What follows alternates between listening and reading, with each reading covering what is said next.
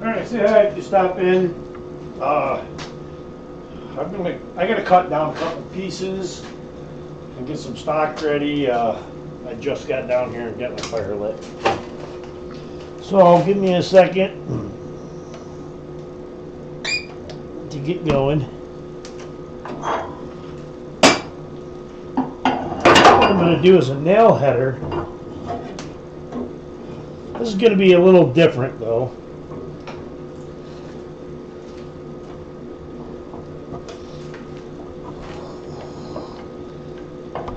And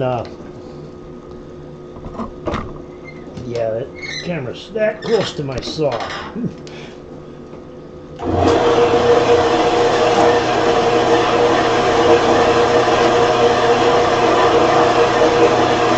We are not disarming the bottom. However, tonight I'm going to be using pieces of steel that are not even close to the right size. I will be resizing them as I go. And that's what I'll use the power handle today.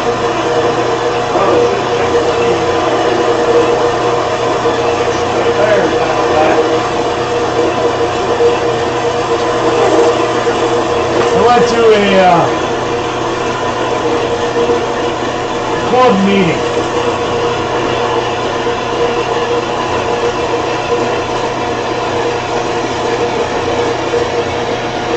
I'm just trying to catch this piece when it cuts off so that it doesn't fall down behind the saw. Alright, I went to a club meeting today, you know, one of our New York State Designer Blacksmith meetings. And meeting, the guy was making a wreath hook to hang over a door. This was actually the hook that he had in the iron in the hat.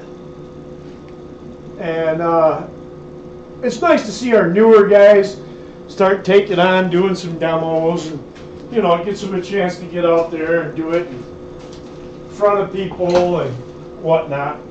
But I don't think I was gonna demonstrate whatever they did at the meeting today, like I did last week or last month, but that just didn't happen because I'm not gonna redo that.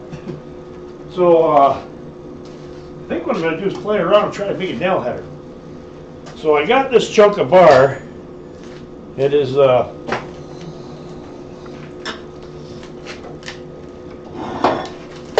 often this big piece here. It's been hanging around in my shop for about I don't know, good 20 years. It says 1890 wrought iron on it. It was from a bridge, I believe. They tore down the bridge and one of the museums or whatever that has it might have been Colonial Williamsburg or it might have been Jamestown or one of the bigger blacksmithing museums had bought the entire bridge for the wrought iron that it was made out of when they took the bridge down. So I've had this kicking around for a long time, but because I'm cutting a chunk off the end and I'm gonna have to squish it down this way a long ways to get it longer, I can't really go this way because then it'd be against the grain and it'd want to break. But we'll get that in the fire and we'll start playing around and see what happens. And let's see, these. It cut pretty easy, so I'm hoping it was wrought iron like it says. Then I've got a piece of square as well. This little piece here is a chunk off of a coil spring. It was a really big coil spring with I don't know if I got a piece here that came off of, but that was after I squared it up. It was round and it was that big a coil spring. I got rid of a lot of them, and I probably have a couple pieces, you know, circular, like one loop hanging around here. I just have to look for them, find them.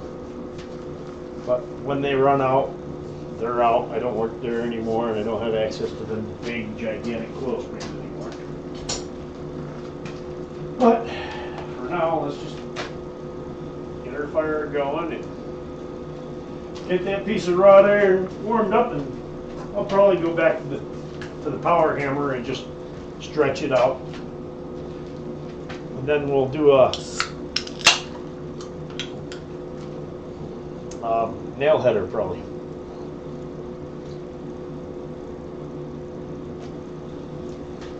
I seen the guy make a nail header like this, almost like every other nail header you see. The only thing is, he started with a rather narrower bar. He didn't even make a big, circle on the end and then make the shank. He left it the same size, but then he made the top of the nail header a really round surface so that when he makes his nail, you can come in at angles and make your decorative nail heads without digging into the header. It's hard to explain, but let's get this heated up. So I just put it in. That's a big block. It's cold out here. Steel's all cold. Take a quick minute here to heat up. And then once it does, we'll go over to the hammer. We'll just get that hammered down and lengthened out. And we'll go from there. I'll probably end up either punching a hole and making a loop on the end, or just drawing it out and making a hook on the end so that we can hang it up. Because, it's better if I can hang my tools up than if I just got them laying all over the place. And after that piece is done, then I got to take the piece that I've lost. I set it down. I'm sure I'll find it before I need it. Here, I gotta take this piece of spring and we'll make the bump part out of that so that it's hard. And then I may have to make a square punch, small enough to punch out the nail header.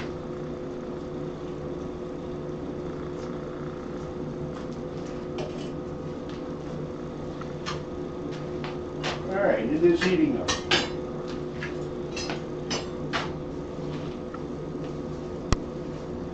Not as fast as I'd like, but it's heating.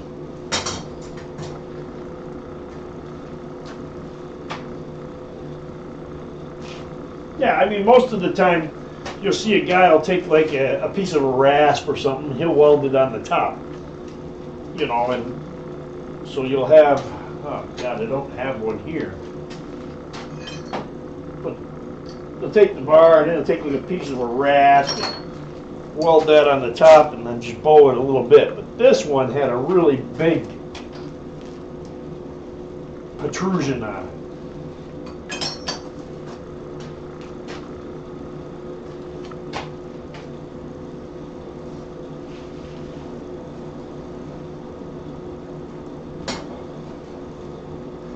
I just got to make sure I keep this oriented the right way because it's wrought iron and it's got a grain in it.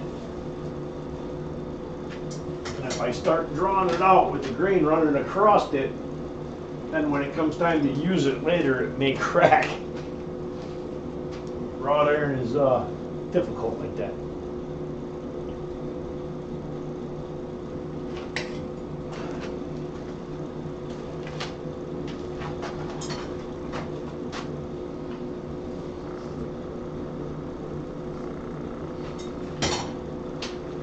Man, this thing's taking forever to come up the temp.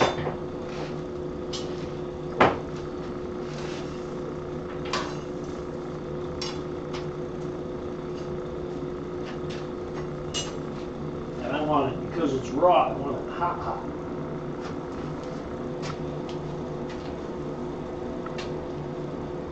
So what do we got? We got Tim and we got Kevin here. All right.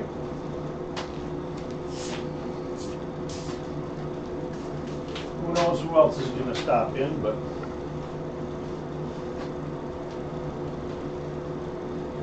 I watched this demo earlier this summer, and the guy actually never finished it. He started it and he described it and everything, but he never actually finished it. He started doing something else, and he did like 5 projects that weekend. over a 2-day demo. And this one he started, and then he got somebody asked a question on something else, and he went and started doing that something else, and never got back to the finishing the nail header. I don't think he finished it. Unfortunately, I didn't set the other camera up back there by the power hammer. I just didn't want to have to, you know, unhook the wires and run them around behind the forge over to that side and set it up so you can see what I'm doing in the power hammer. But I'm not doing anything really fancy. We're just drawing it out.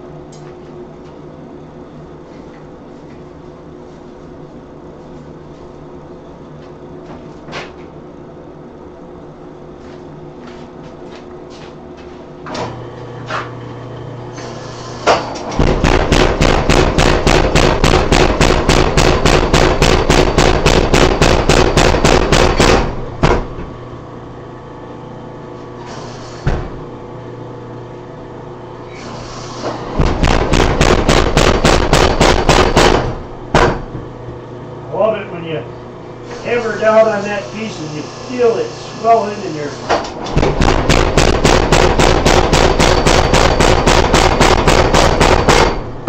tongues are opening up.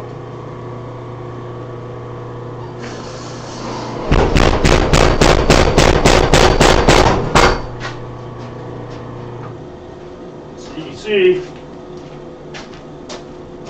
I brought it down a little bit. I'll work it some more. What I'm going to do now is work just one end at one heat and get it down to where my tongs, my tongs hold it good, and then flip it. But this will end up being a pretty long, you know, normal length nail header. There's a lot of material there. Could have done it in steel. It probably wouldn't have mattered. I don't know why really I'm doing it in wrought iron. I'm not even 100% sure this is wrought iron. But I was told it was. Somebody, they wrote right on it wrought, and I remember the story behind it.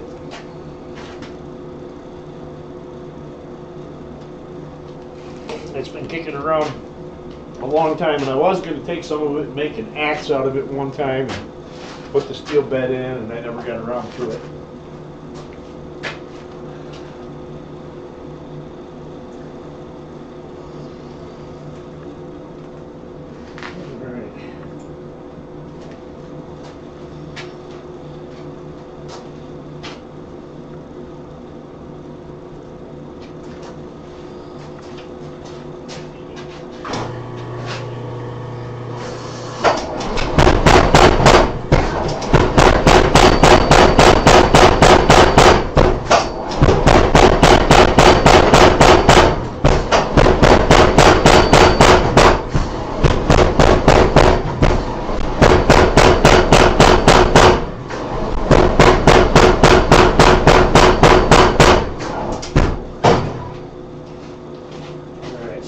I'm starting to draw that down.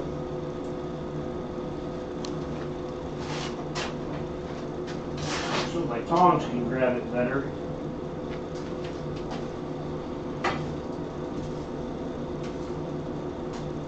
I think the motor's getting ready to go on my power hammer. It keeps tripping the breaker.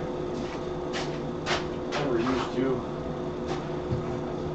But it was a cheap Harbor Freight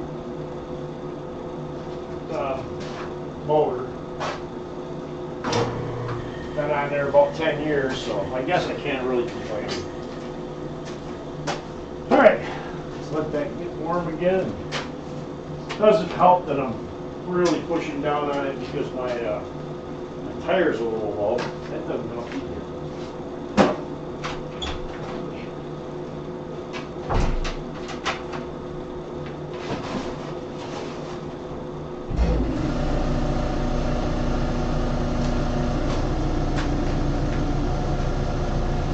Fire up the compressor and I'll throw a little air in there. I bought her up the last 2 years in Quan, still don't have plans for it. It was the opportunity. It wasn't the opportunity to buy a rock because you paid way too much for it. If you bought it at Quad State. I sold a 100-pound block of wrought iron at Quad State.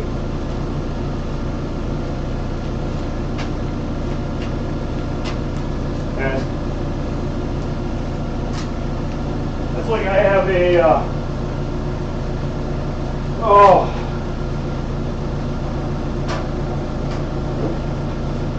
these smaller vices and stuff.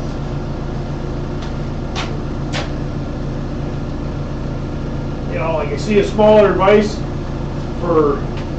and the iron in the hat sometimes. Somebody will bring in the vise and the vise is missing the screw, missing the clamp, missing, you know, missing the spring, missing the screw, missing bolt, missing, you know. And they'll throw it in the iron in the hat. And everybody will look at it and not even bother putting a ticket in, and then I'll put tickets in. And I was at one of the meetings, put the tickets in, and one of the guys is like, "You really want that?" And I was like, "Dude, it's wrought iron. You know, if nothing else, I'll cut it into pieces and use the wrought iron."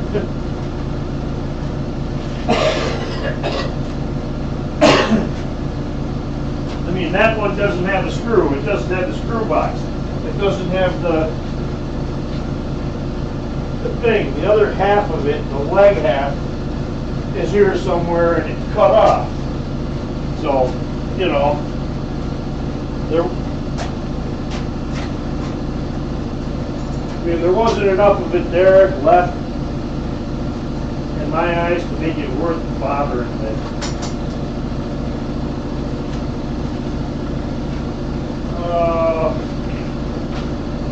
See if I have a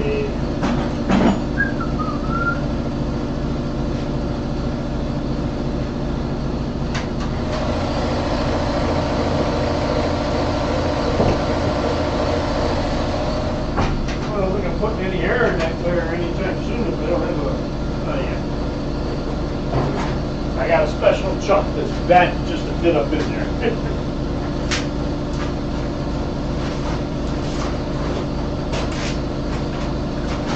I'll probably start doing this. Turn around, my piece will probably be burning up in the fire. But it's wrought, it'll take a lot of heat to do that.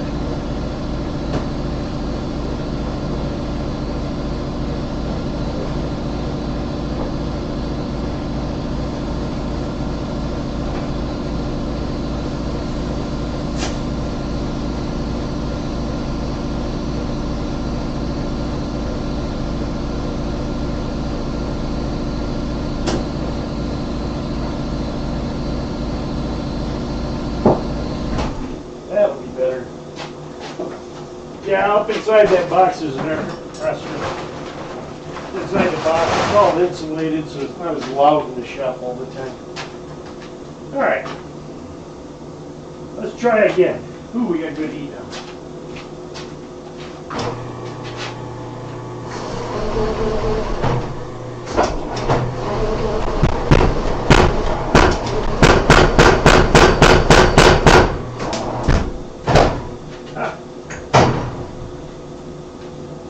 Something going on with my hammer.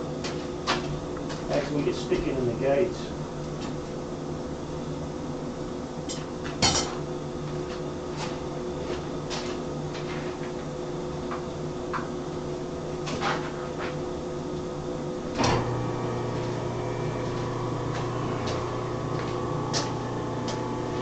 Oh, crap. Where is it?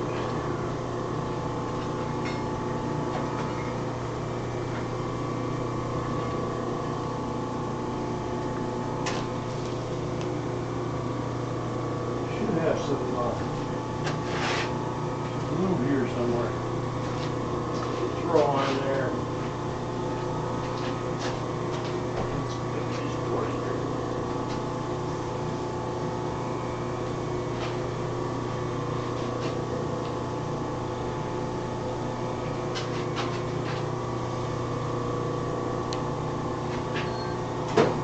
Everything always acts up when you're live streaming. It's a little better.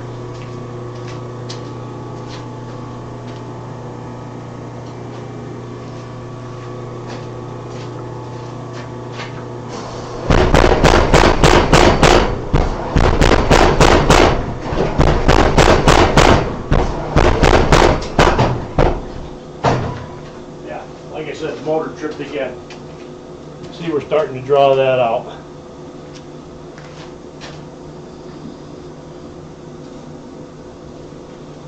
Yeah, it's just getting time to replace that motor.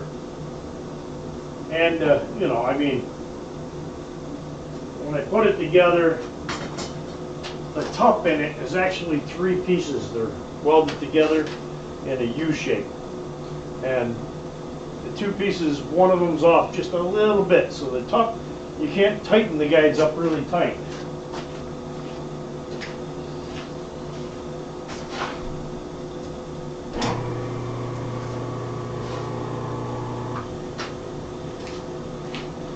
And I haven't touched it since I built it, which was, I want to say 10 years ago. It was probably closer to 15. So I really should pull it apart, fix the shortcomings, make it a little better so that I can use it for another 10 years.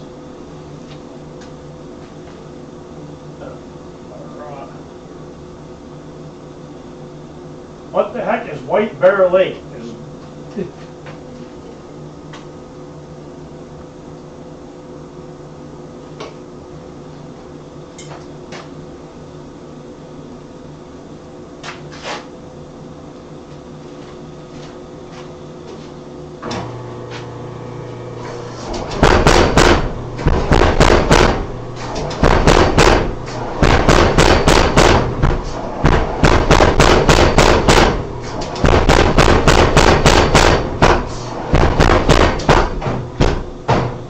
You've got to be kidding me.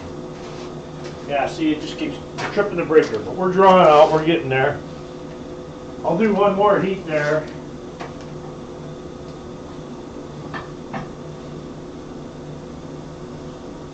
Okay, now the next question is, what is in White Bear Lake? I mean, did it go to an individual, or, you know, I thought about just dropping it off at a couple small museums around here, just for the fact that it was so old. But to be honest with you, when it didn't sell at Quad State, or didn't look like it was going to sell, I pretty much was going to cut it into pieces, just a piece plateful.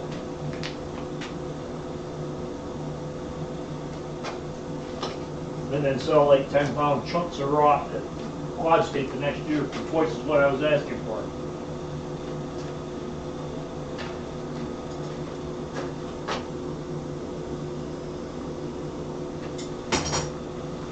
Yeah, that's kind of bothering me. I thought at first maybe it was the, oh, Keith still has it. So Keith lives in White Bear Lake, Minnesota. Okay.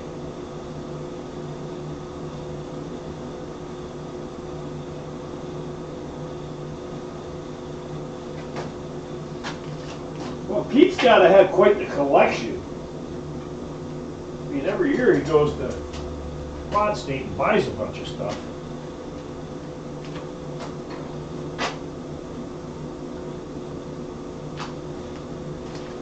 All right, let's try this one more heat here. Maybe.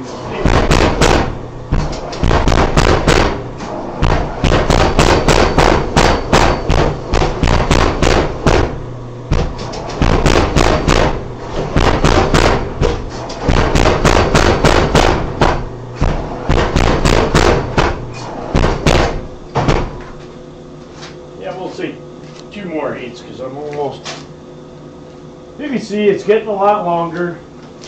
Like I said, a lot of material there. It was just the wrong shape, and literally, if this wasn't tripping out, I'd be done with the power hammer part of it by now. But like I said, I really should put a halfway decent motor on that, and not the cheapest Harbor Freight motor I could find.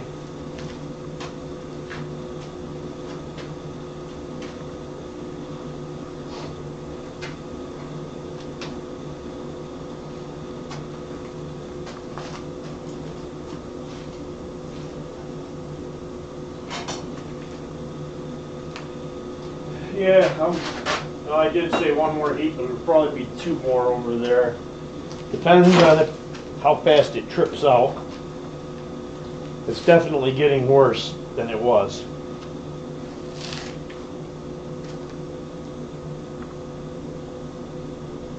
I mean, I haven't looked at it to see if maybe it's just a run capacitor or.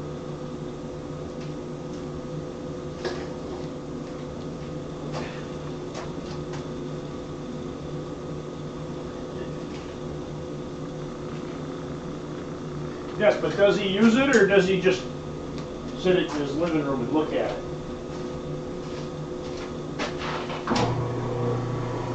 Yeah, I mean, the motor's not even warm yet.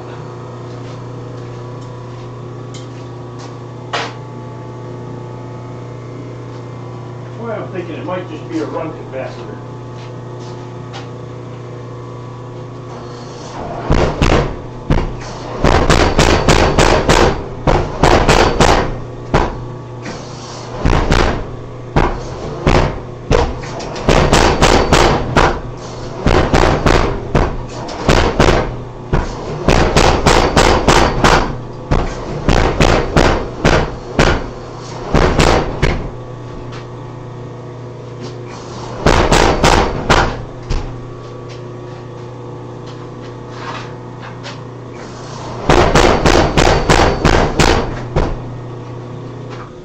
Oh, it didn't trip out that time. Alright, you can see we got it down there. I'm going to flip ends and take this down to that thickness. And then the rest I'll probably just work it by hand. It is squishing down pretty easy. It might be raw.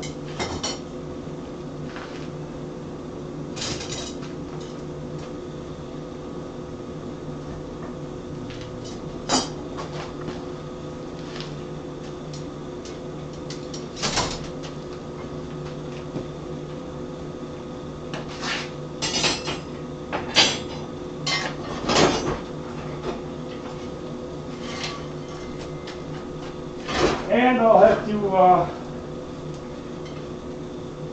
make a small square tapered punch to punch the hole.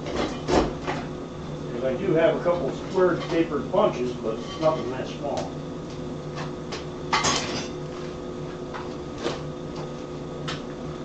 And yeah, I wasn't watching my fire, so now I'm just throwing tons of green coal right on it. Should be piling some up around it.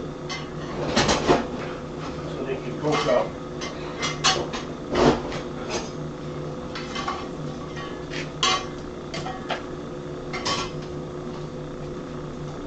Good call. Look at the size of these chunks. I mean, it's ridiculous.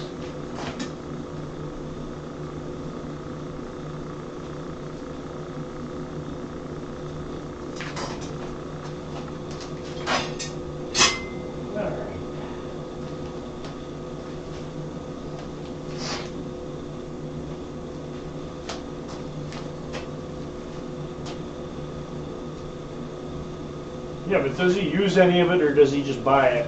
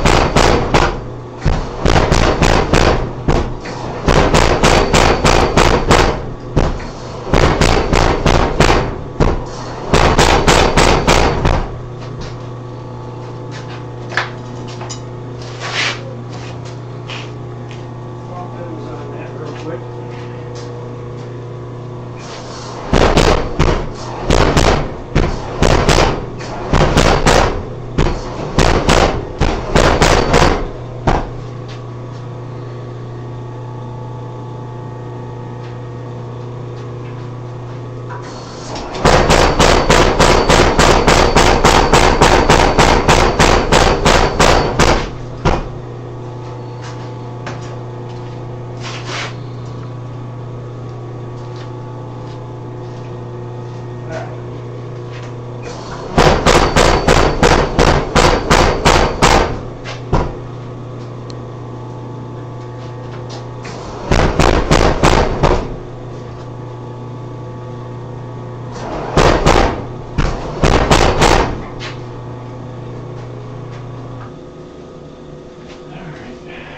it probably is rock. You can see I'm getting a little tear out right there in that corner.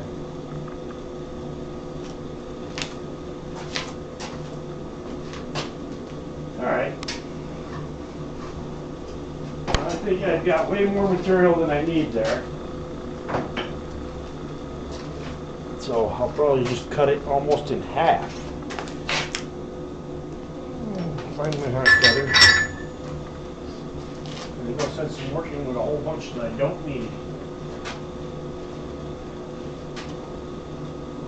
I don't think he has beat the rust off the top of his anvil. Well, I hope you're not talking about the one that I had at Quad State, because that's got a lot of rust to knock off. It was kind of funny when we were working on it, the rust was falling off of it.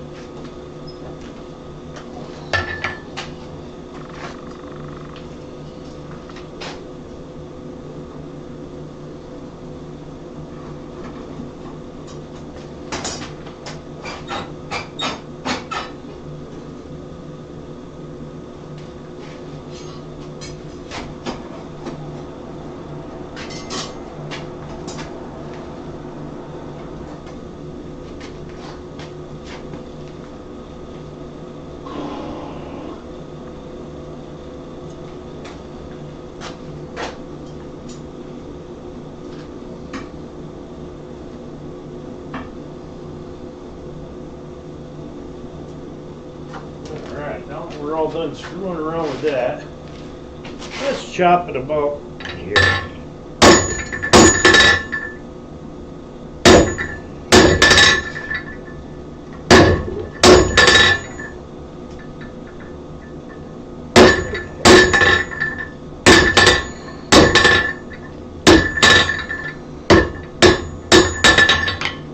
Got it almost completely cut through.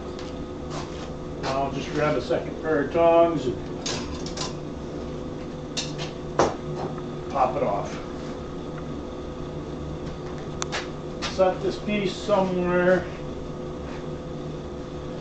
It doesn't matter. I can kind of cool it in water. It isn't going to hurt anything, but I'll just set it out of my way. Alright, now we got a piece to start working with. I'm going to work on the other end.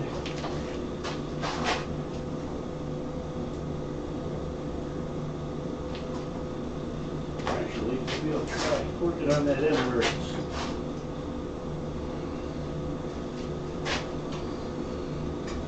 Maybe I'll try working on that end where it started to separate a little bit. Take it up to a good welding heat and see if I can't weld it right back in. That has historical rust. Yeah.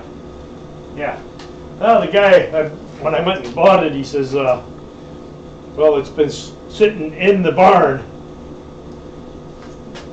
And I turned right to him and I was like, in the barn or under the barn?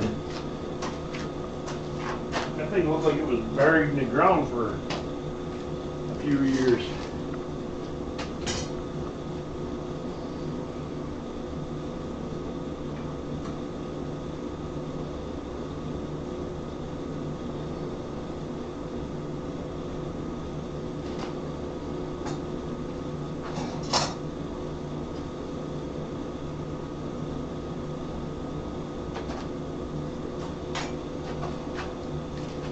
Alright. Whenever you're getting ready to do your forge weld, I get my hammer in my hand already before I even go to the anvil. I don't leave it there, come over, try to pick it up. I get it right in my hand so that I can go fast. As far as I'm concerned, that's probably the biggest factor in making a successful forge weld is speed.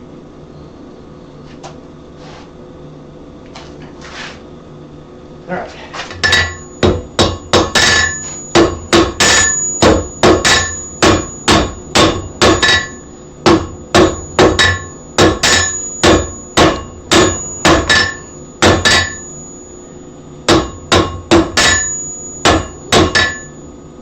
see no sign of it anymore.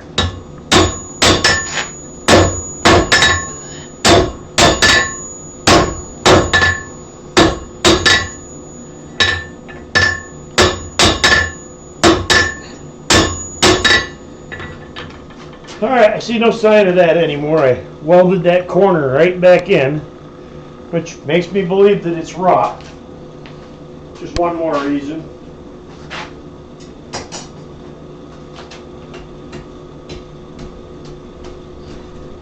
I mean, I know I didn't buy it, so there was no reason for anybody to lie to me about it.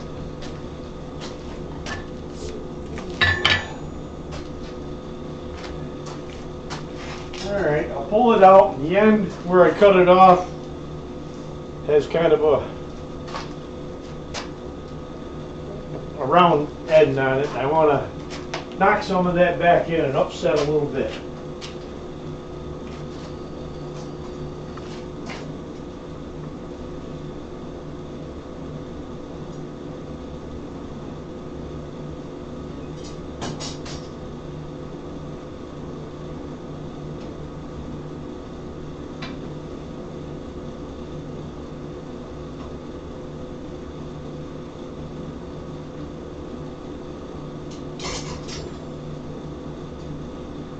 Just at the right size that tongs don't want to fit very well. Alright, nice and hot.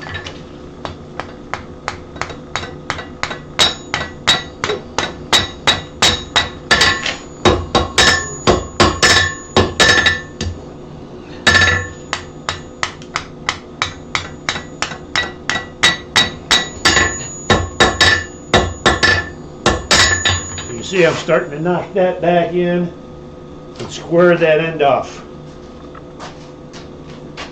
Because that's going to be the working end where the steel is going to weld onto it. So what I don't want is I don't want to thin out or have a corner and fall over or any weird stuff. Alright.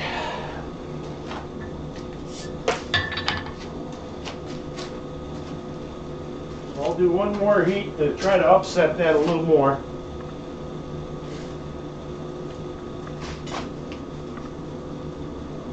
I mean, I'm pulling that out. I'm right at welding heat. Sparks are flying off of it when I'm hitting it.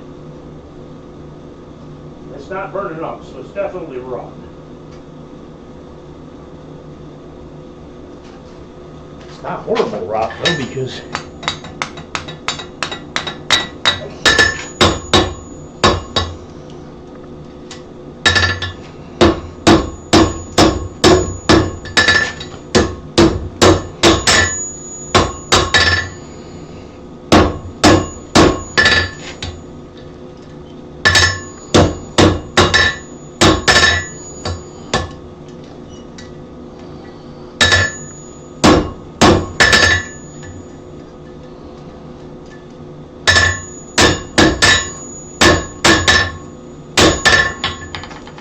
now you can see I've got that end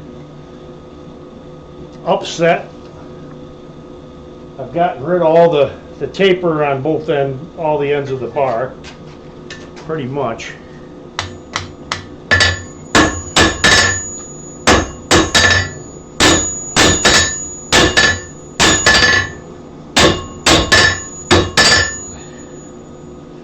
Got it to about the size I want it. So I'll go ahead and I'll forge out that handle end before I weld on the bit. And then we got to play around with the bit because it's the wrong size. We'll have to play around with that for a while.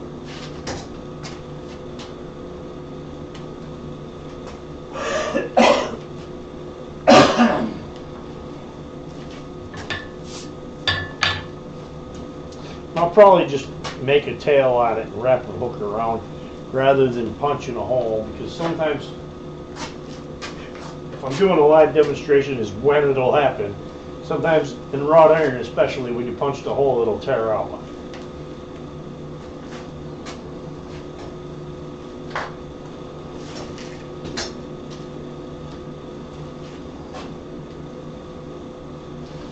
that piece might be a lot more than what I need too.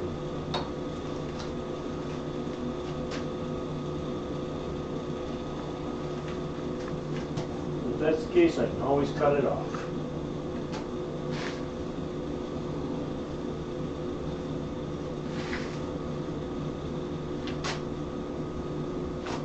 All right.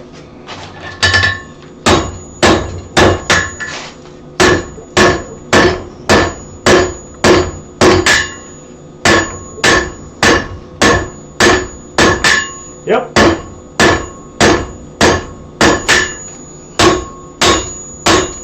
I hardly ever do that. Go over the horn, but I just did.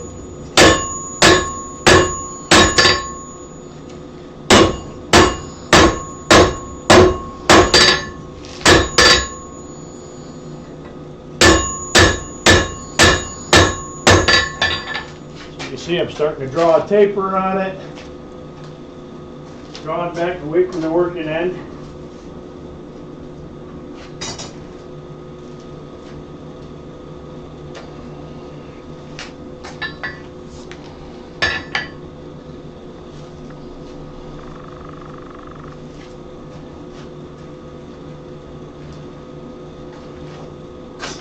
Yeah, it was interesting. I took that letter opener that I made out of a piece of Damascus about a month ago after my last meeting. I took that in and put that in the urn in the hat. But what was interesting about it was I never etched it, and you can see the pattern clear as day in it.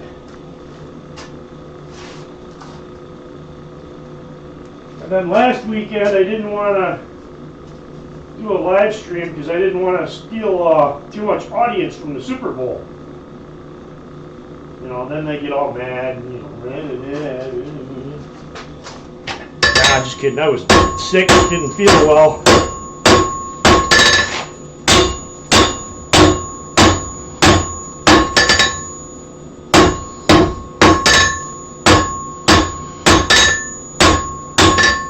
Okay.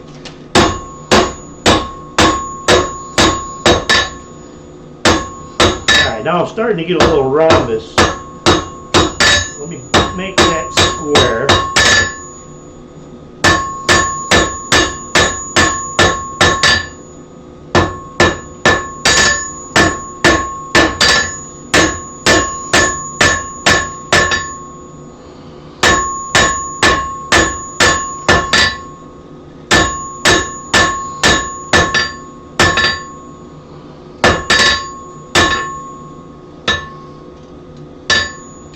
Alright, so you can see I'm starting to taper it out. I mean, this is still a heavy piece. It's more than 3/8, but not quite half by almost 1. So it's not going to move too fast. Like I said, it's still a pretty heavy piece.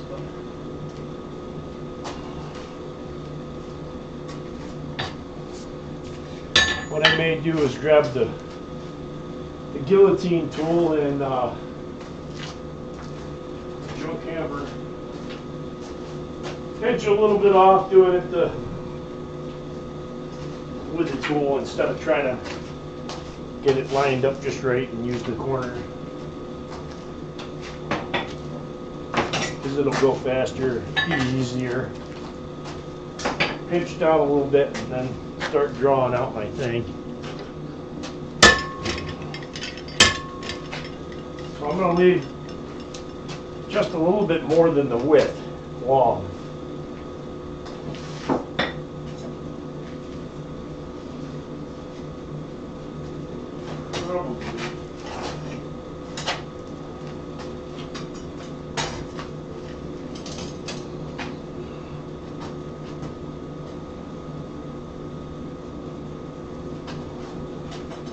Yeah, go down a couple sizes on my tops. Alright, so like I said, I'm going to go back and neck it down and leave a rectangle on the end, not a square. And I'm not going to neck down a whole lot. I don't want to skinny it right out and make it tiny. I want it to still have some substantial amount there.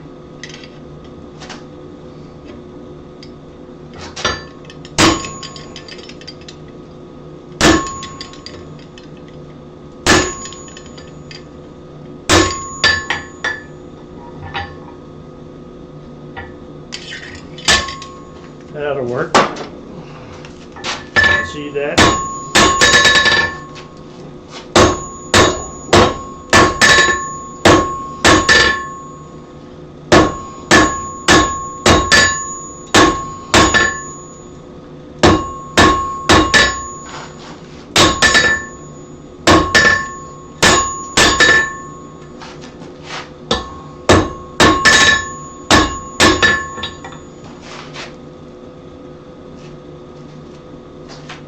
Getting there. It's not going to be a fast project. I mean, don't have to make this one fast. You got time.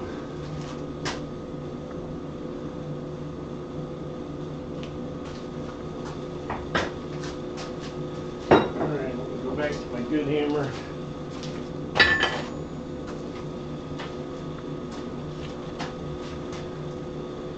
All right. Looks like you and Tim are the only ones here tonight, so.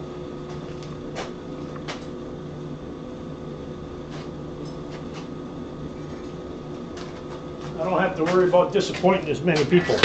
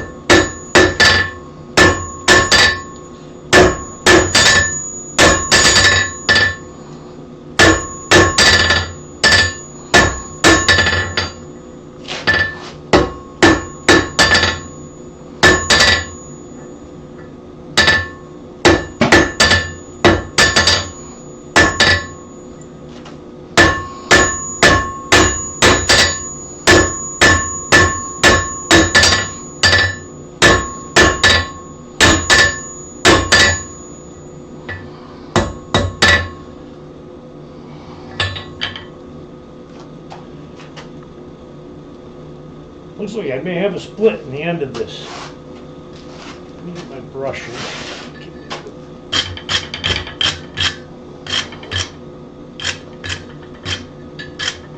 I do. So I will take it a really hot heat on that. Just try to weld that back together.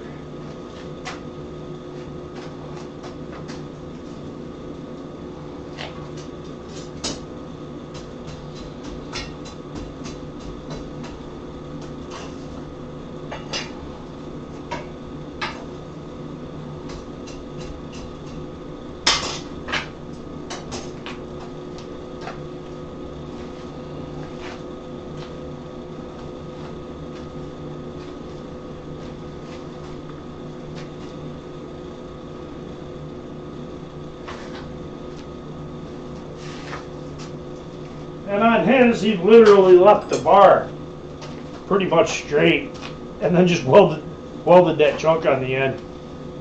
And he didn't taper the whole thing down. But like I said, he didn't finish it either.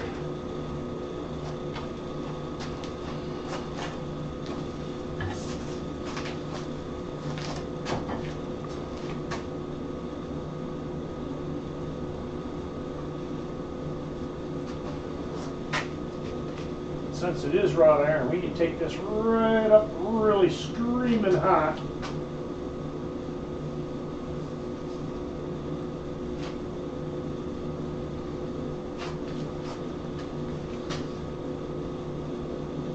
And just weld it right back together.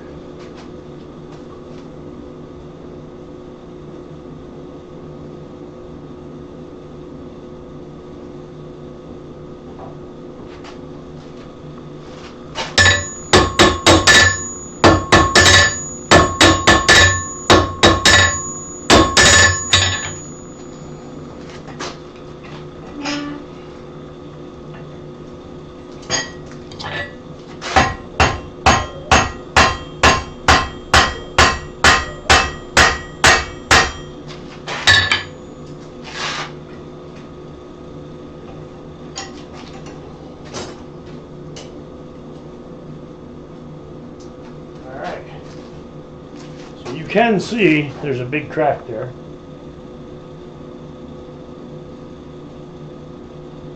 you might not be able to see it until it cools down. There you go, you can see it there. Big crack, we'll get rid of that. We'll weld it right back in. I just may have to get some flux out to do it. I got some Sure-Weld here, we'll try that.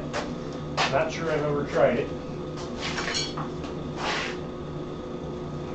I got a box off of an old blacksmith that passed away. There was a whole bunch of different welding compounds and fluxes and different coatings and whatnot for ironwork in the box. I'm pretty sure that's where this came from. That's why I have it, but I've never used it. I've tried about 5 or 6 different other brands. I got Sure-Weld, Anti-Borax, regular Swan Magic Weld, Iron Mountain, Ease Flux, yeah, a bunch of them.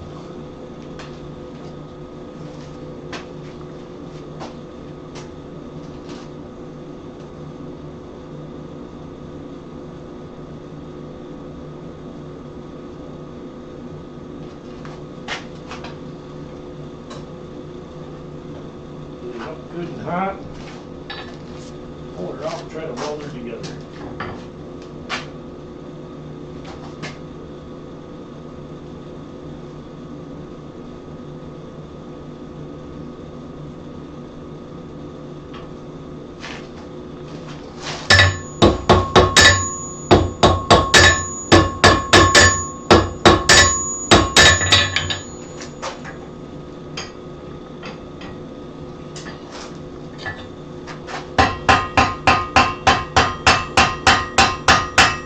Yep, that got it.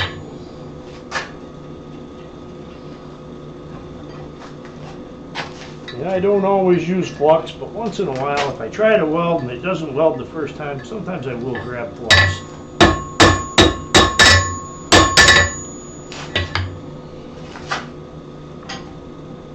Even this out a little bit.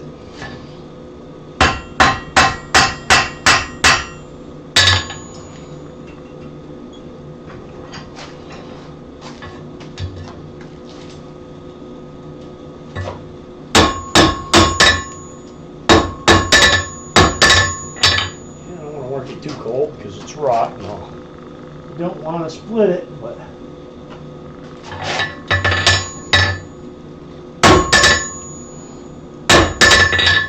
all right. What I think I'm going to do is spin that around, grab that end, go back to the power hammer, and draw the rest out a little bit right there at the power hammer. Then I'll throw my steel bit piece in and shape that to fit this block. This end is a little bit smaller than I was planning on making it, but it'll work.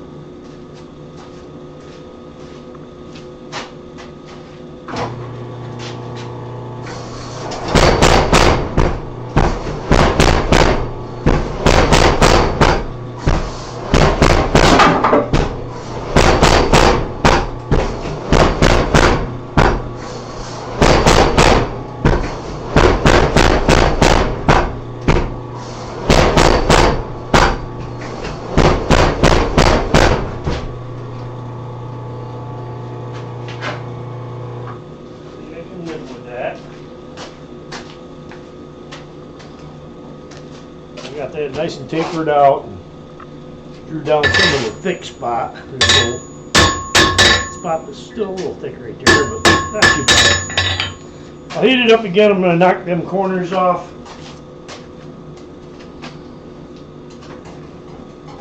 Then we'll go to work making the tail on it so we can hang it up. Then we'll throw the steel in and make our other end.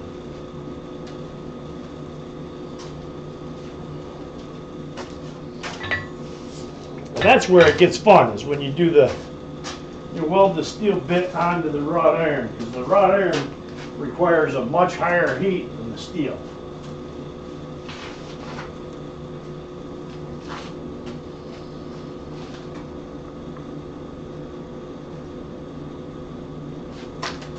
Alright, let me knock the corners off.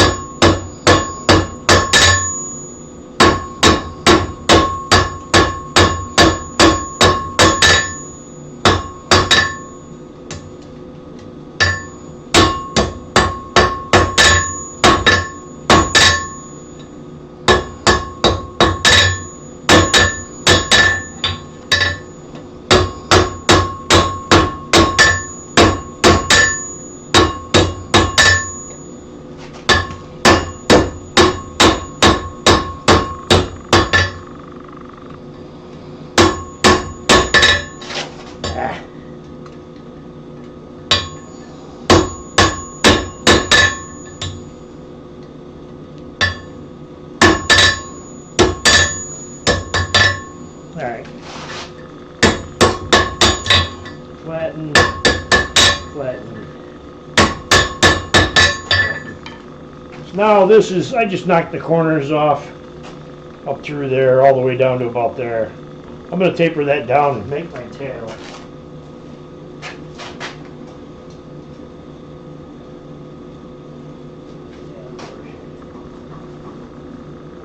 Try to get it too so that I can reach down past that and grab on and get a better grip with the tongs. Now the other end, from drawing it way out like that, got a little fish mouth in the other end and got a cold shut, and that started to crack back up in. So when we draw that down to make the hook, we'll just take a little heat on it. That's all. Weld it right back together. So I may need to bust it. We'll see.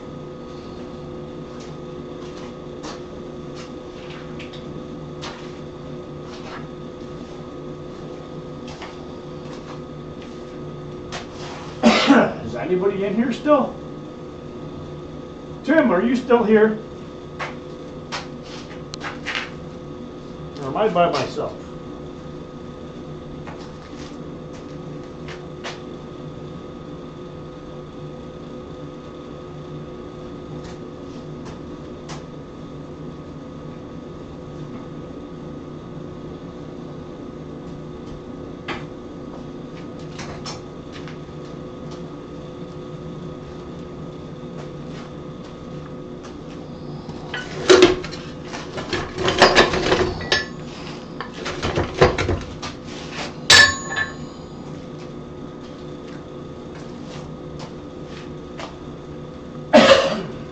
Alright, Tim's still here. At least I got somebody watching.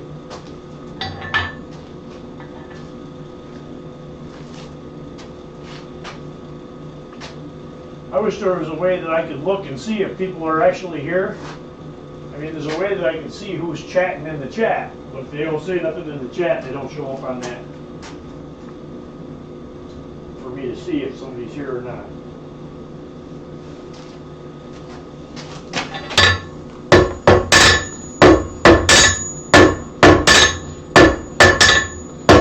Oh yeah, wrought iron, like butter.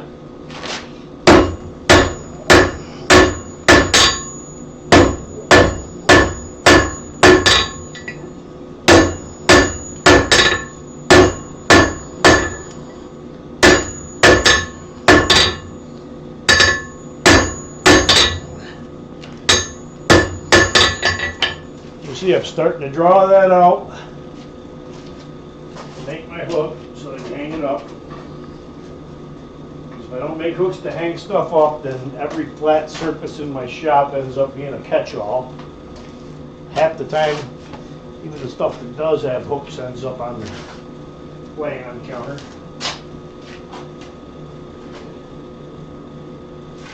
That was a good hot heat because I wanted to make sure I welded that split back together. It welded back together, no flux or anything. It's the nice thing about Grotte. It has its advantages and its disadvantages. That's for sure. Okay.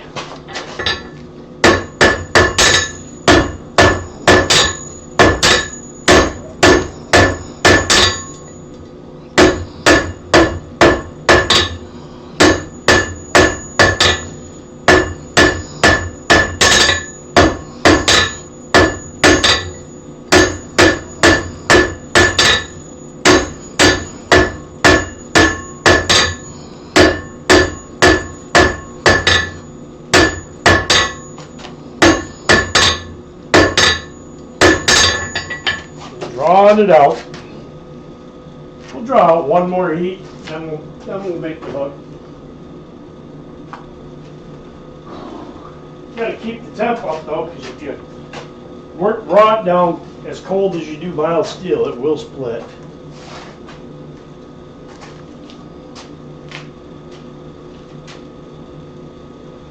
And I just took one weekend off, and I can feel it, man. My aim is off, and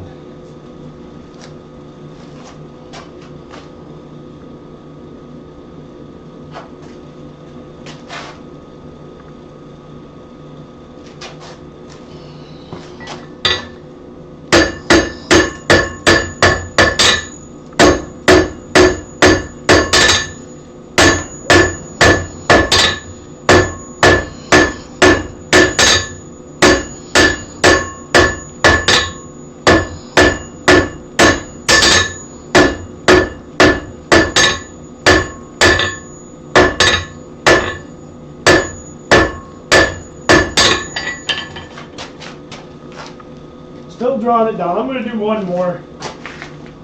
Make it a little longer, make it a little smoother. Specialty. So you're falling asleep. So I'm losing Tim, the only guy watching, and I'm losing him too. I give up. I don't know why I bother.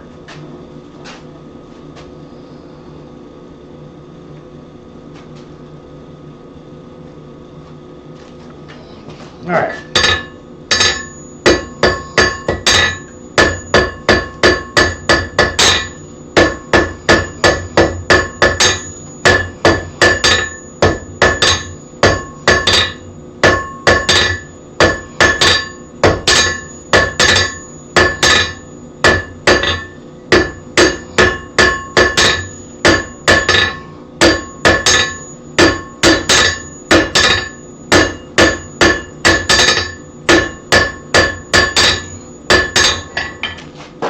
Okay, so we got her drawn out pretty good. I'm going to go ahead and round it up. Let me clean a little bit out of my fire real quick.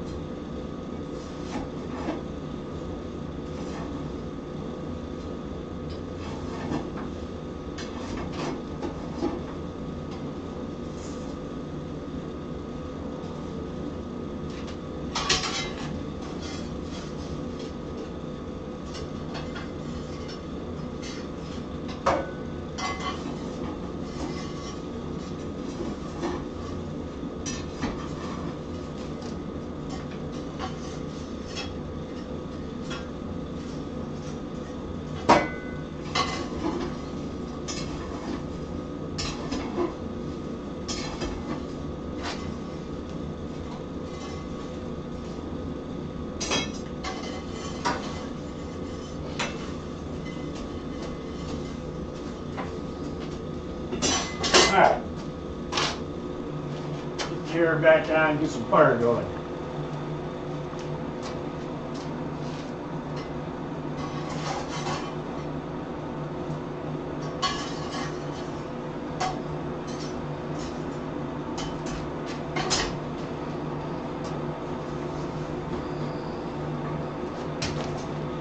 Alright, let's heat it up, round it up, and then we'll make our hook. Then we'll go back to, or we'll make our piece of steel to fit that.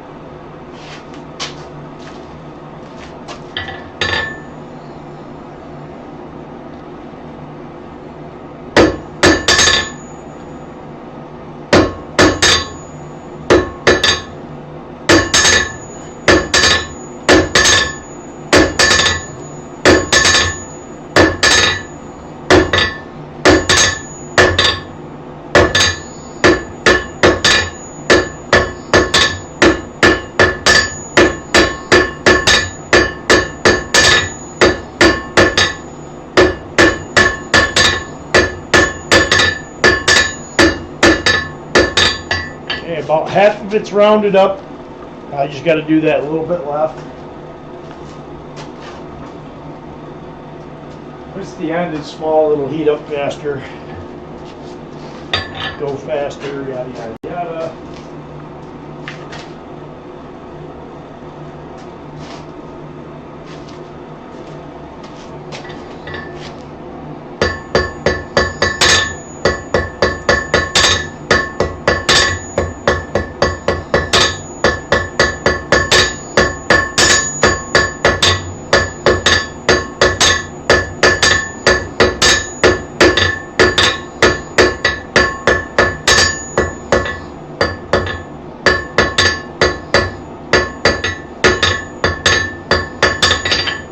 Alright.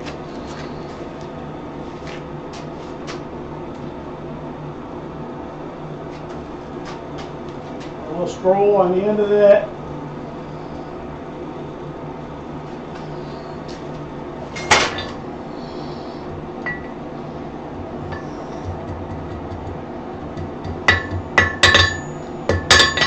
Little scroll.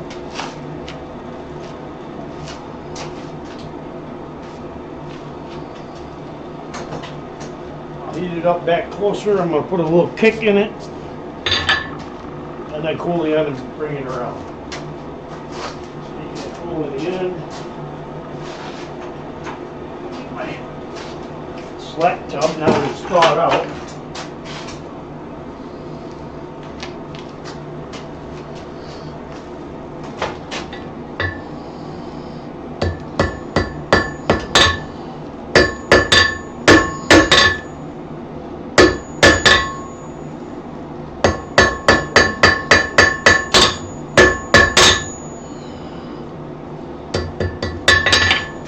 See, I put a little kick in the end.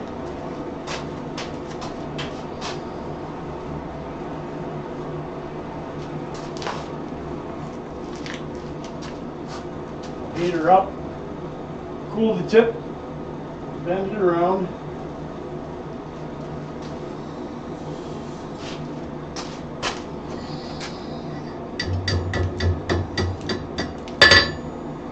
A lot of times I don't use the horn. All right.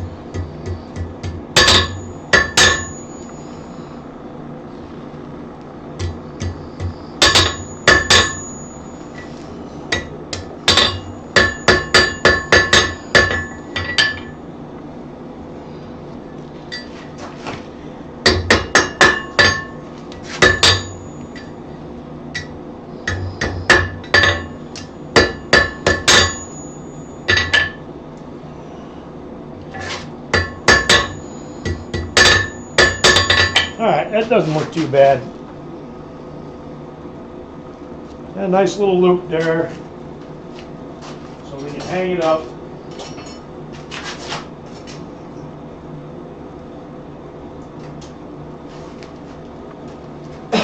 We got our block on the end. And when we're all done, this will get set down so that it's flat. And this loop is flat on the anvil as well, and that'll keep it from wanting to tip side to side, because it is kind of narrow compared to most of the other ones you see.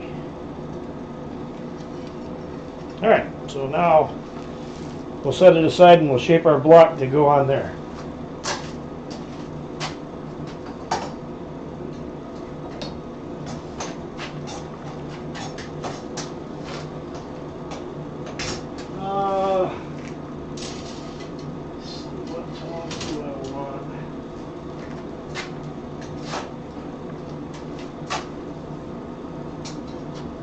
Alright, our steel's in.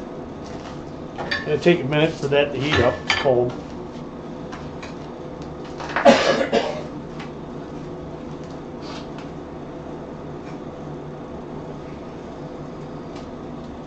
Oh yeah. A lot of adventure, a lot of excitement. Not really. I just put the piece of steel in. We're gonna make the steel about the size of that block, but it's gonna be about the size of the block, but twice as high almost. Maybe 1.5 to 2 times as high as the thickness.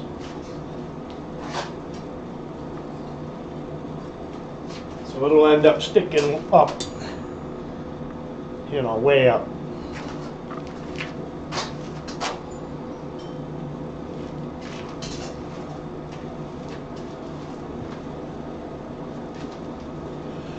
And like I said, this block will probably be more material than I need. I'll probably have to cut some off.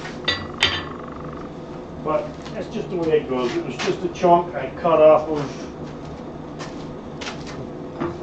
a big chunk that used to be, this was a coil out of a leaf, or a coil spring. It used to be round. I squared it up. I think I made one of these little hammers out of it or something.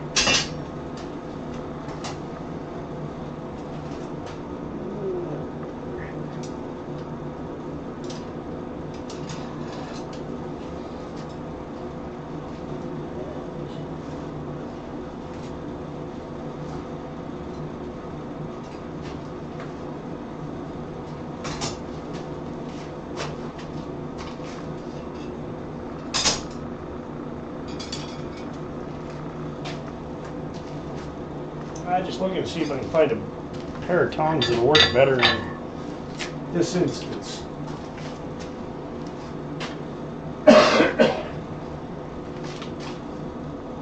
Well, Tim had his special tea and he's fallen asleep on me, Trail Dust.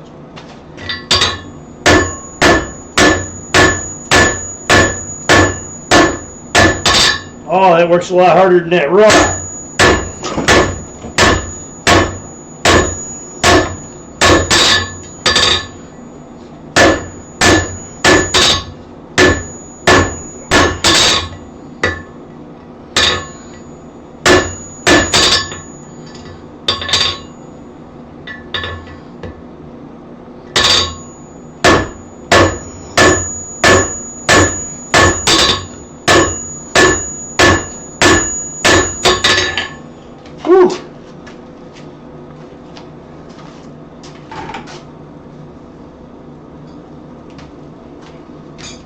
Like I said, it works a lot harder than that wrought iron did. But we'll get it. And then I have to make it punch. A really small point on the end of it, square punch. I'll have to look and see if I don't have one, but I don't think I do.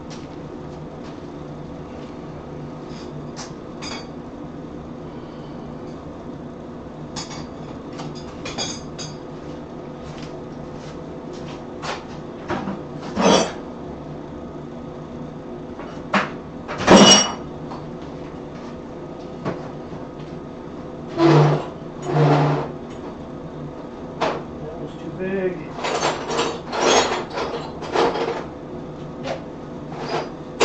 Way too big. Nope. I'll have to make one.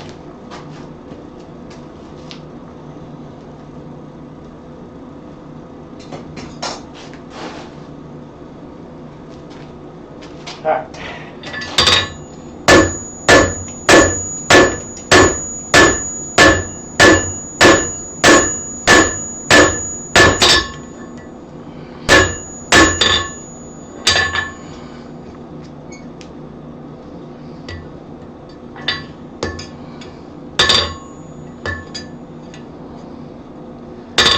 Take the crookedness out of it.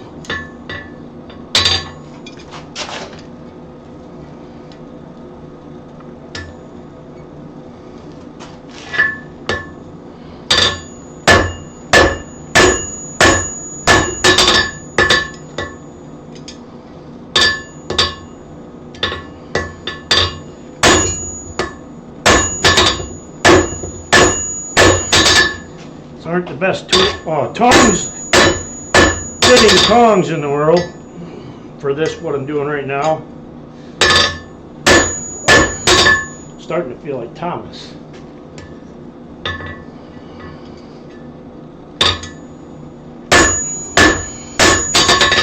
And we're getting it beat down and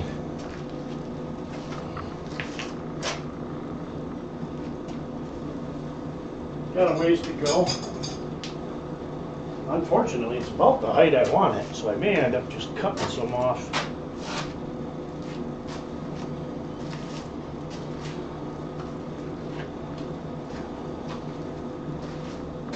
And being done with it.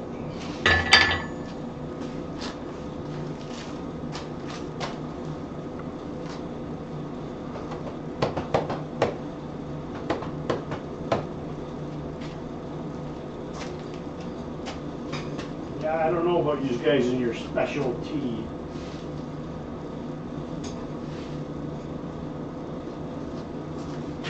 T is for English.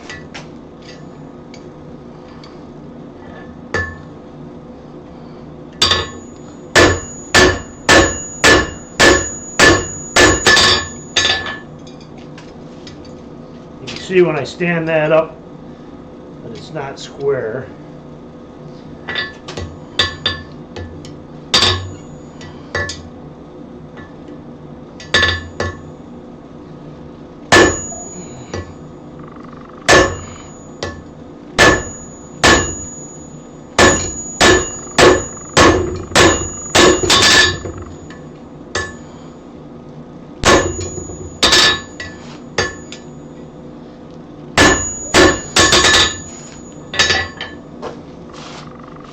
We're getting there.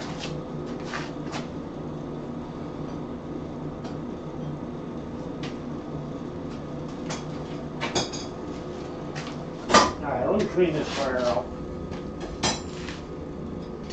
I didn't do a very good job last time and it's full of clinker already. Just drag some right out.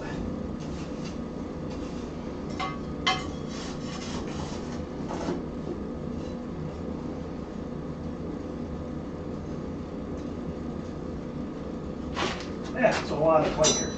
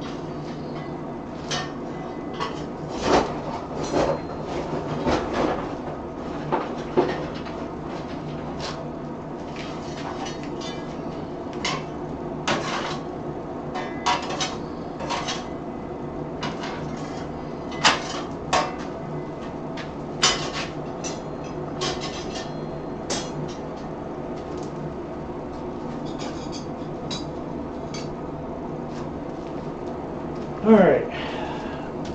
Let my fire start ripping again.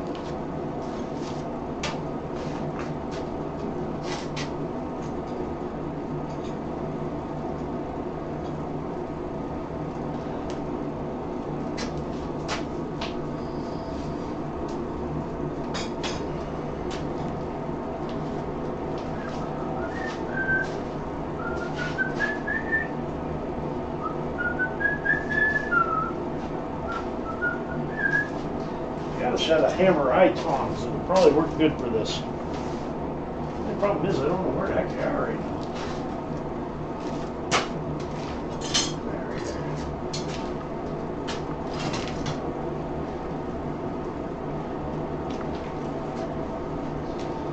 All right.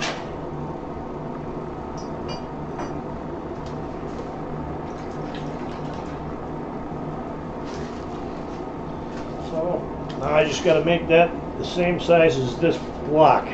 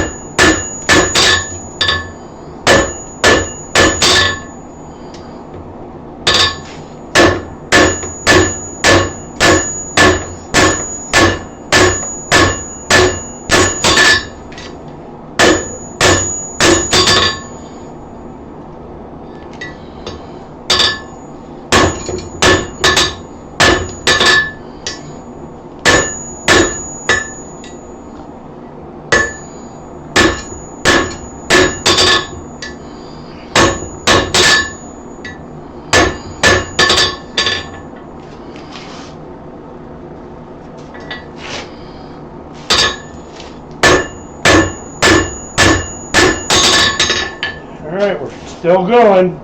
Our block's getting thicker, but we're coming down to the size of the what I got over there.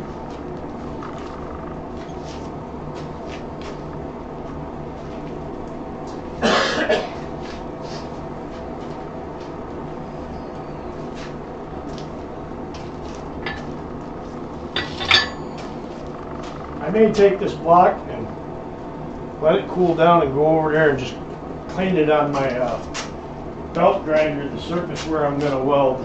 I mean, I should be able to just, yeah, maybe I'll just put it in the vise, hit it really hard with a wire brush. I don't know. See when we get there.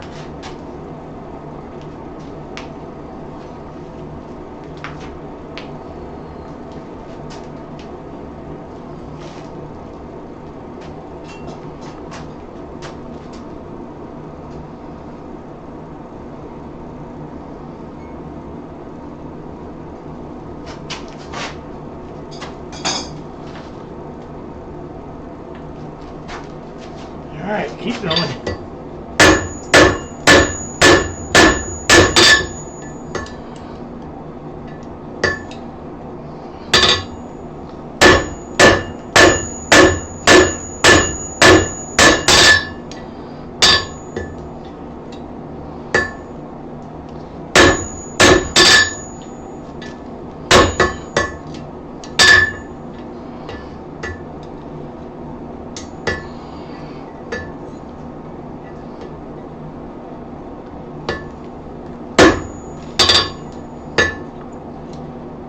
Have enough heat to do this when I get it lined up where I want it.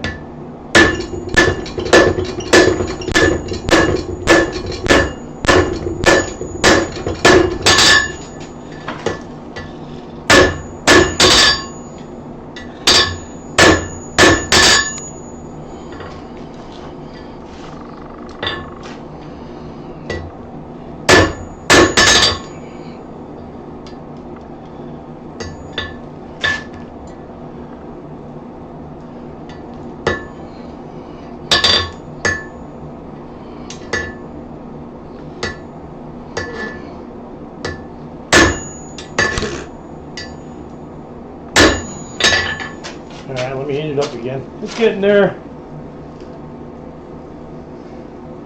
Getting taller. Drop forged.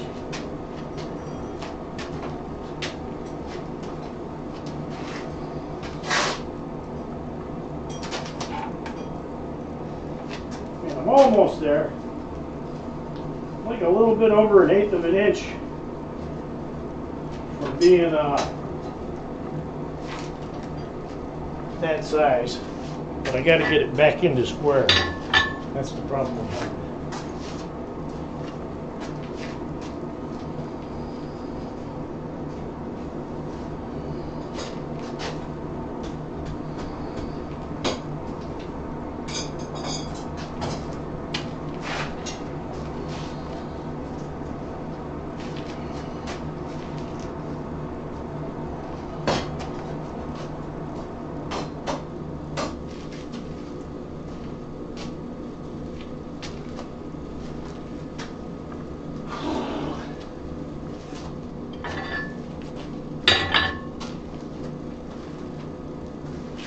Maybe I should have done the prep work and got the steel down closer to the right size before I started the stream.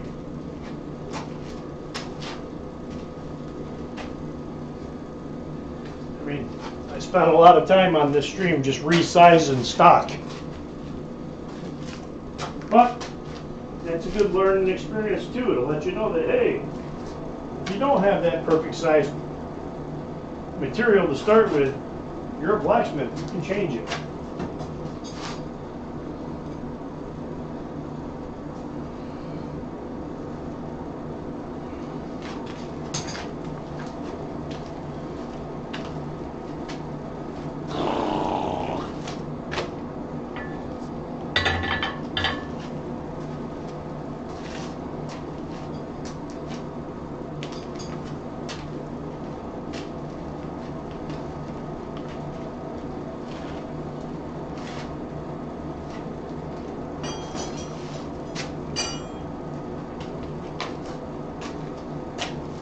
There's my block, so I know what size I need.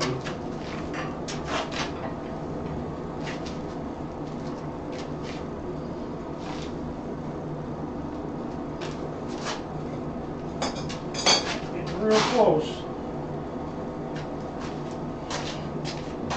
But I gotta fix this out of square.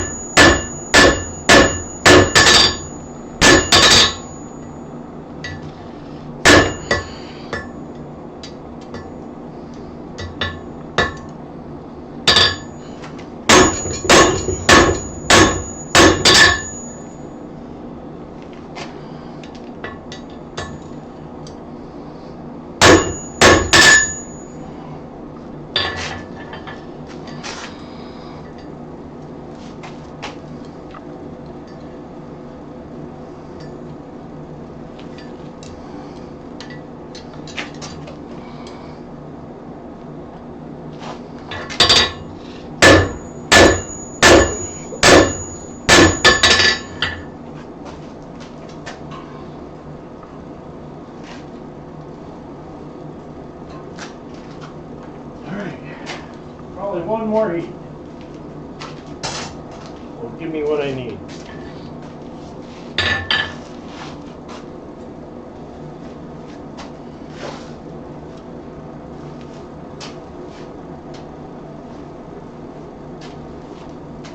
I'm not sure if it's twigs or bug parts. Yeah, as long as it gets the job done.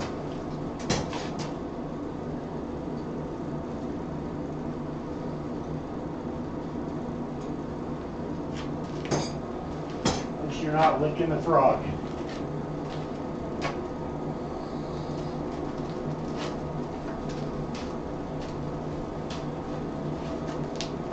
One more heat should get me to the size I need to weld on there. And I just need to get them good and clean and prep for welding.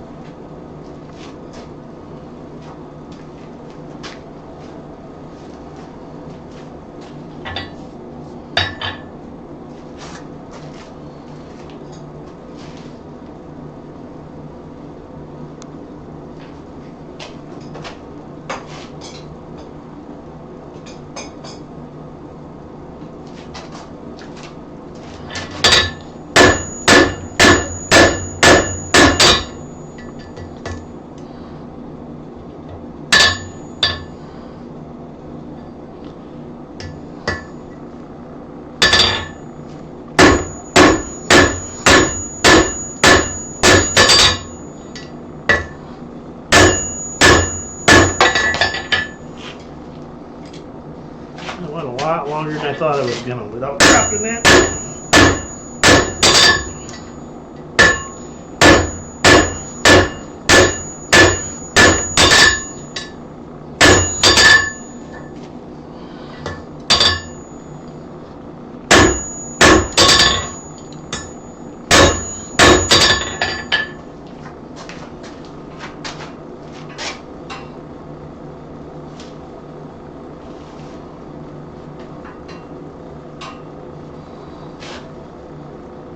All right, one more heat. I know I said one more last time.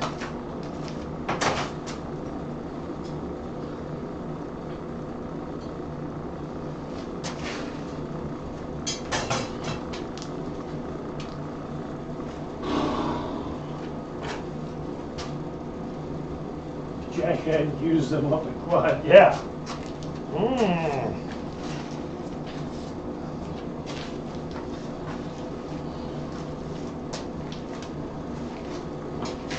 He was probably in his yearbook voted most likely to eat the wrong mushroom.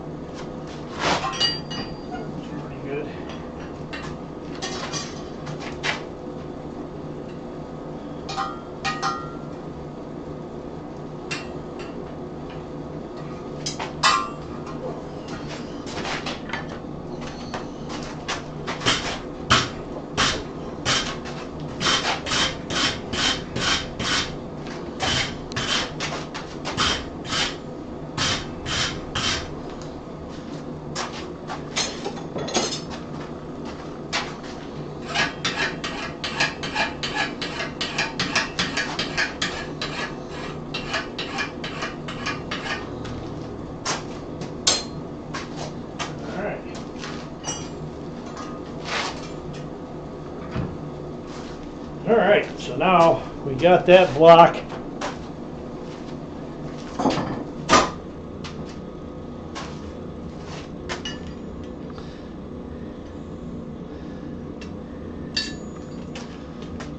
And we got it, well, pretty close, but it's a little bit too big.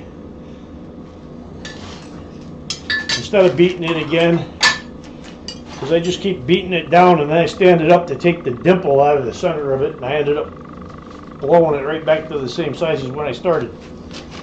So I think, you know what, I could probably just do it like that, or hammer this down a little bit and make this a little bigger to match that. Probably a better idea.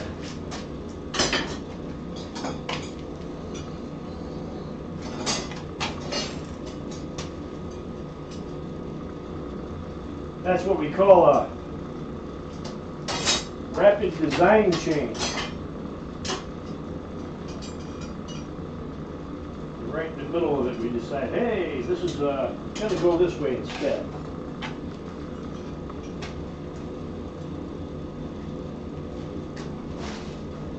All right, let's heat that up and make that a little bigger. We're going to let this cool down by itself. Got our nice clean edge.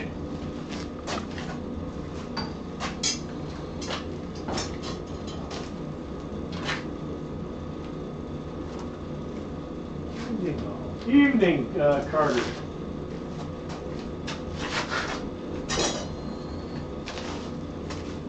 So we'll make that other one a little bit bigger, and then we'll set that on top and weld it up.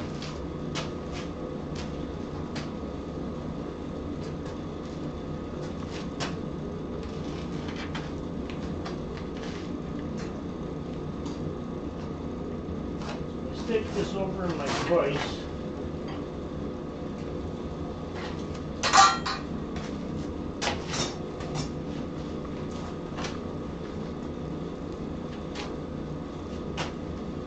Blanked out on his name.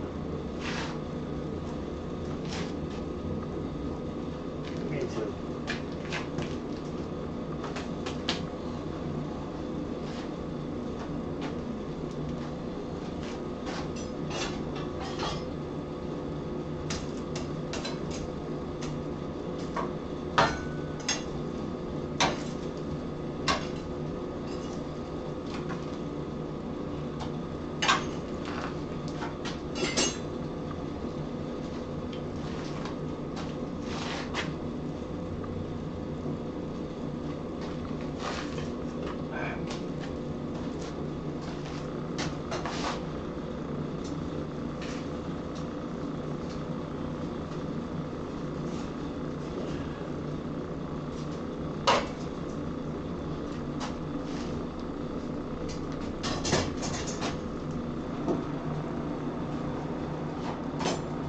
So what we got is I got a piece of Eric. I got a piece over here in the vise right now. That is a piece of spring steel, and the other half that I have in the fire right now is a piece of wrought iron from a bridge that was built in the 1890s. I've had this piece of wrought iron for absolutely ever. Well, I cut off a little short piece off the end of it and had to draw that whole short piece out to make this thing, because the wrought iron bar I had was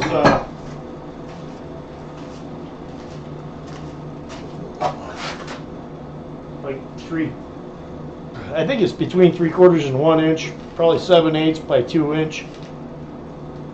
And I just cut off a piece about that long so that I could, and then hammered it all down and drew it out long, lengthwise, so I can keep the grain oriented in the right direction. And it works. It's definitely wrought iron. It's very soft. It works nice. It welds itself back together if you get a split really easily. Okay, so we'll take this and we'll go right here.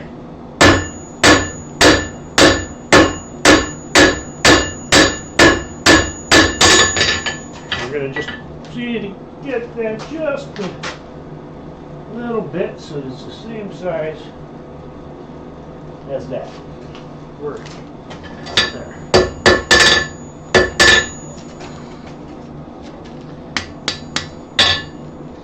Alright, so we're pretty good. I'm going to pull this piece of spring steel out. Put that in. Wire brush the holy Hickenheimer out of it.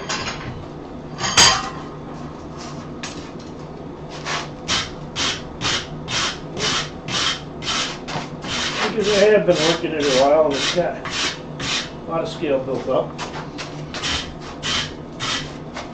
Alright.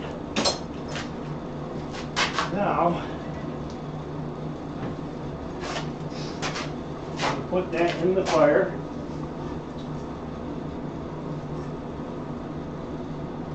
This should work pretty good,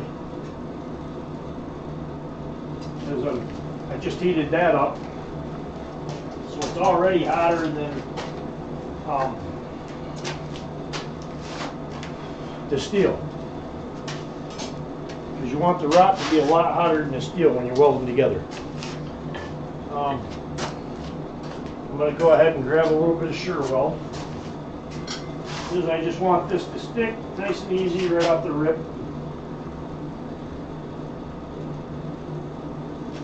Not shift around and make me try 2-3 times to get it.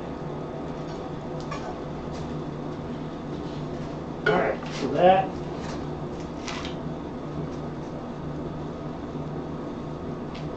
is there.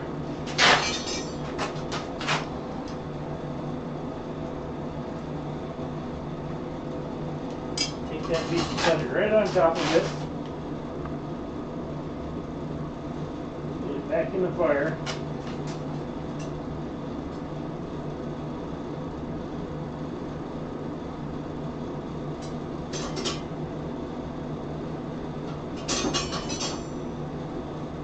Kind of got to make a little spot for it to sit down in there, so it's not at too much of an angle.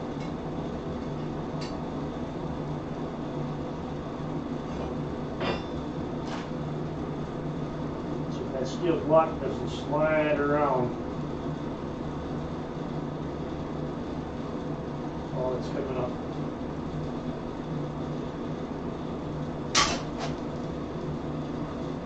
Normally I'll flip whatever I'm welding in the fire.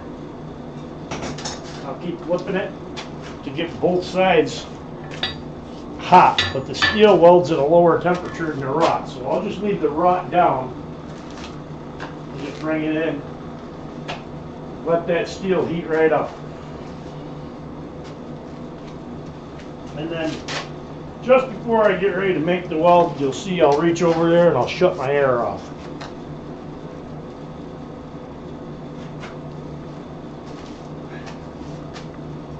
We're welding a block of steel onto a piece of wrought iron.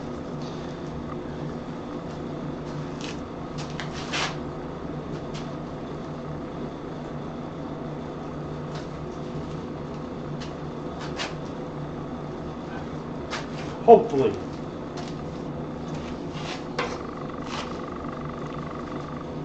The only problem I got is that when I come out and go over here, usually I want to go as fast as I can. With this block just balancing on there, if I go too fast, it's just going to fall off before I get to the forge or to the anvil. I probably could roll my anvil over here and save myself a little time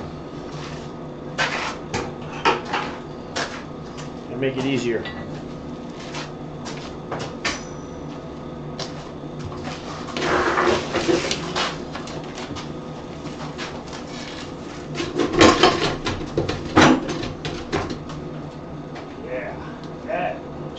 Better.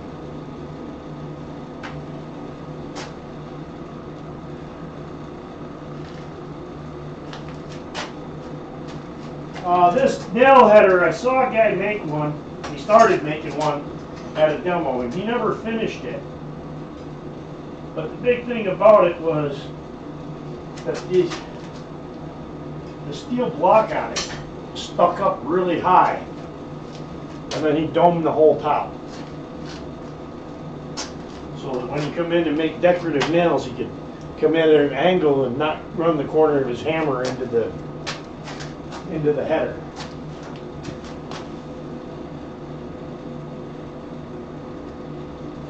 Okay, we're getting some color in it. Give it a little bit more. I mean, that rod is screaming hot right now. The steel is getting there.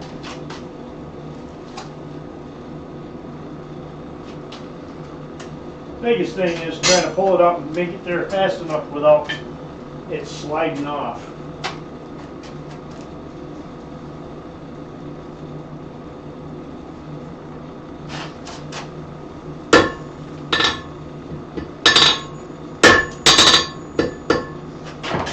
Now I'm going to go right back in.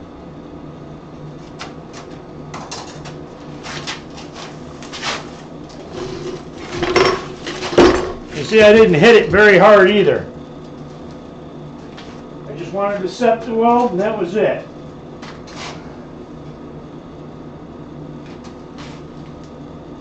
Now I'm flipping it over in the fire and it's not falling off or anything. So I think I'm pretty good to go ahead and Make it a nice solid weld.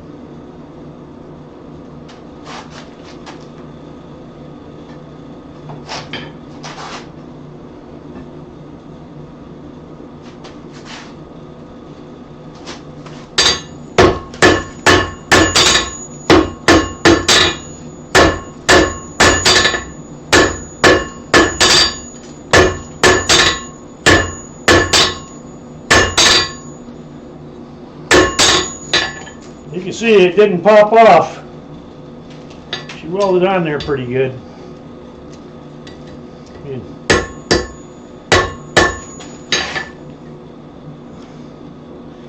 I got a little step there on that end where it didn't line up quite right.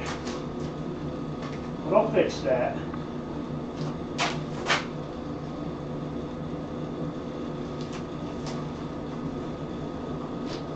I don't know if we're going to finish this tonight, guys, because I still got to make a narrow punch out of a spring or something to put that square hole for the nails down into it. And I still haven't eaten dinner yet. And my daughter made steaks an hour and a half ago. Oh, it's 8 o'clock. We will probably finish this some other night, or next week. But everybody's coming in right at the end. Kevin and Kevin and Tim were the only ones here forever.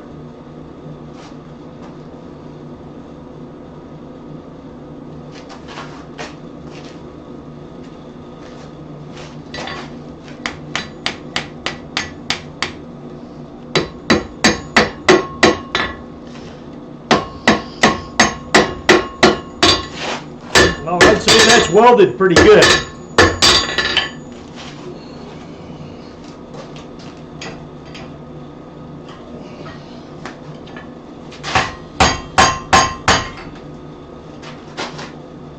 I'll fix that lip.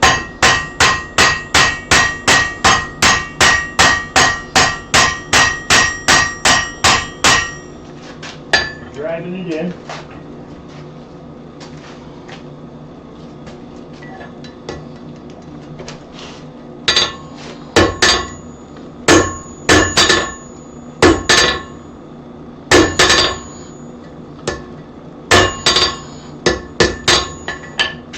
Alright, I gotta do some playing with that. But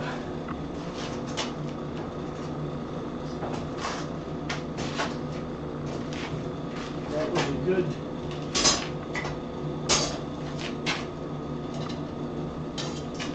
weld.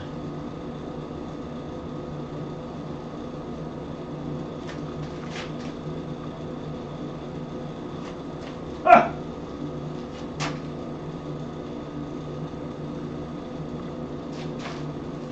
Alright, look at that. Like I said, everybody pops in right at the end. I'm going to finish this next week because it's 8 o'clock now. And I still haven't eaten my dinner. But for those this is a nail header that it's going to get curved, the whole thing. So that when you're using it, and you want to make a nail that's got steeper facets, you'll be able to come in and hammer without hitting the bar part of it. And this one needs a little, a little TLC, but the big part was we started out our wrought iron, for the people that weren't here, our wrought iron started out as a chunk off in this bar.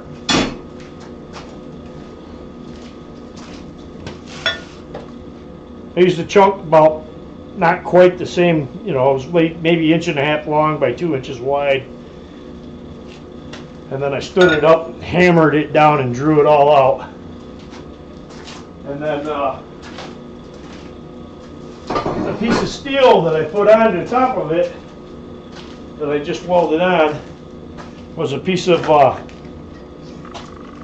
this is actually a piece of coil spring. Real big coil spring. This was round and I squared it up for something else.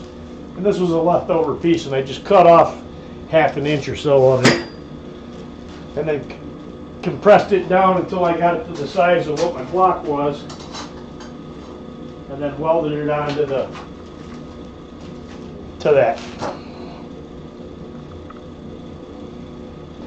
So if you were watching, you saw the weld.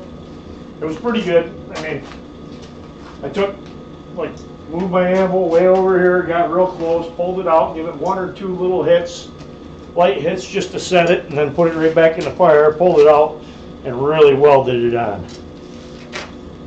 And then I tipped it on the side and hit it from the side, and I hit it from the end, and a couple different angles and stuff, and it did not pop off.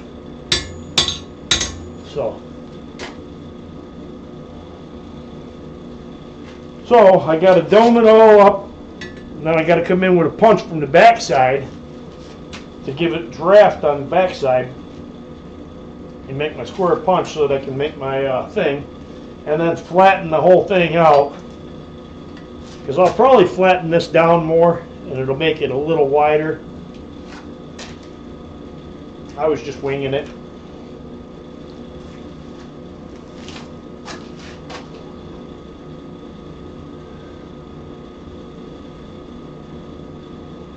OSP.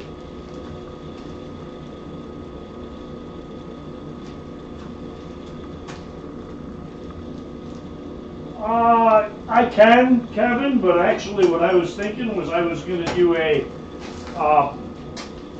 take a piece of coil spring. I was going to take a piece of coil spring and I was going to taper, a good taper on it, but then right at the end, change my angle and go real steep so that it punches out underneath, it drives down in and moves that material out pretty good.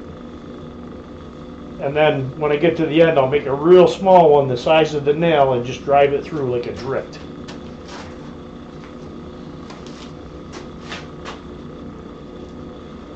Yeah, I mean, everybody's jumping in right at the end, but like I said, I went and we had our monthly meeting.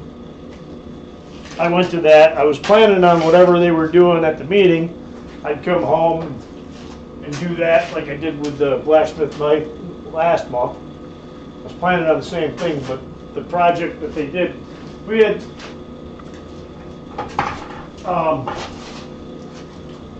was a newer guy. And so he was doing a demo, and it was probably his first demo, and so he was doing just a hook that hooked over a door. And it was this was actually his. I won it in the Iron and Hat. And I'll take it, I'll put it in my collection of stuff that other blacksmiths have made.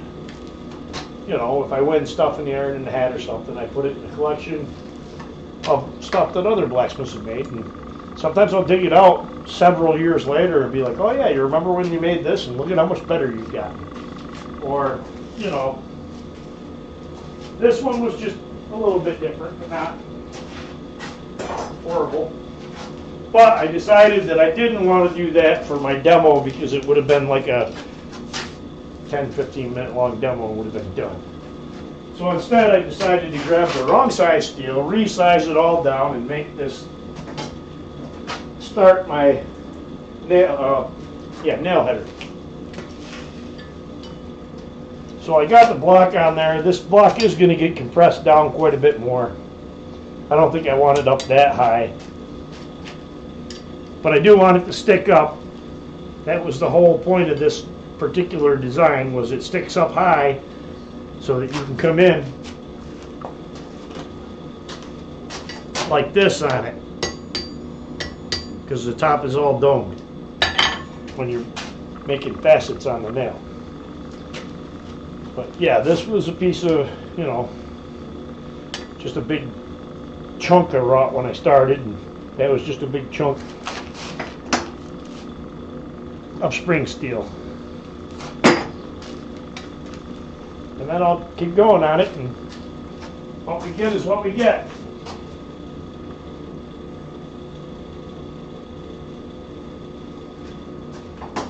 I may even play around with it and knock these corners off and make it round and domed. You know, just come in and set it up like here and knock them corners off. That'll definitely test that forge weld.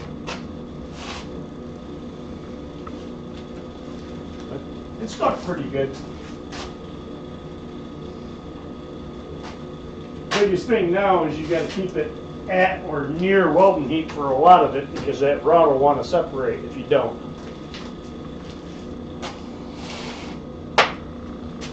So I'll just set that aside, let it cool, and say, too bad, this guy should have showed up on time, because I'm getting hungry, and as you can tell, I don't miss many meals.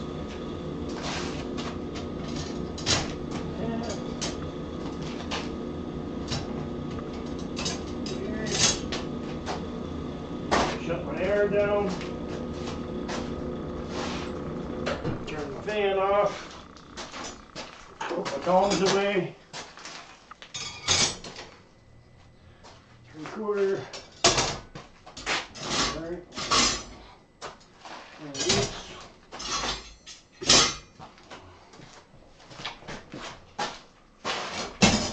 Back there. I think that's good.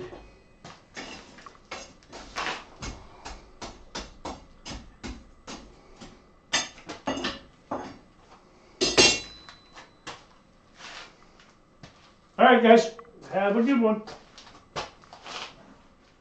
Should I push most of the hole? Yeah, I'm good. Yeah.